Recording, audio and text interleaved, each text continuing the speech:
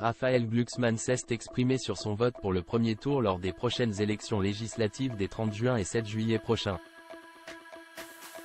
Les Français s'apprêtent à se déplacer une nouvelle fois aux urnes les 30 juin et 7 juillet prochains. Suite à la victoire écrasante de Jordan Bardella, tête de liste du Rassemblement national lors des élections européennes du 9 juin dernier, le président de la République, Emmanuel Macron a décidé de dissoudre l'Assemblée nationale. Une lourde décision qui entraîne donc des élections législatives anticipées afin d'élire des députés. Alors que la gauche tente de s'unir pour faire front contre l'extrême droite, Raphaël Glucksmann, qui a remporté 14% des suffrages lors des européennes, a accordé une interview auprès du Parisien ce samedi 15 juin. Dans les colonnes du journal, le compagnon de Léa Salamé s'est exprimé clairement sur ce qu'il allait voter lors du premier tour du prochain scrutin. Il a alors expliqué qu'il donnerait sa voix à François Ruffin ou à Clémentine Autain, mais pas pour les autres.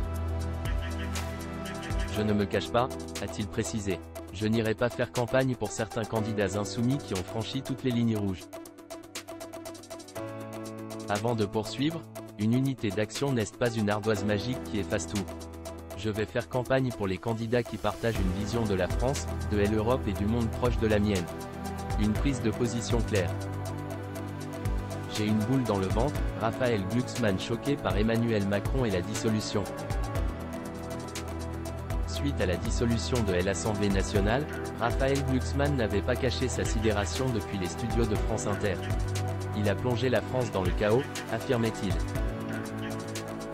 Avant de continuer, la vérité, c'est qu'il a ouvert les voies du pouvoir, dans notre pays, à l'extrême droite, soulignant même que ce président joue avec les institutions comme on joue au poker. Selon lui, Emmanuel Macron a commis une faute immense, dont il devra répondre devant l'histoire. Face à cette situation, Raphaël Glucksmann avait fait part de son inquiétude. Depuis dimanche soir, j'ai une boule au ventre. Et j'ai une colère qui m'habite et je suis sûr que des millions de Françaises et de Français partagent cette colère, déclarait-il, avant de conclure. On est dans un moment où chacune et chacun doit prendre une décision intéressante.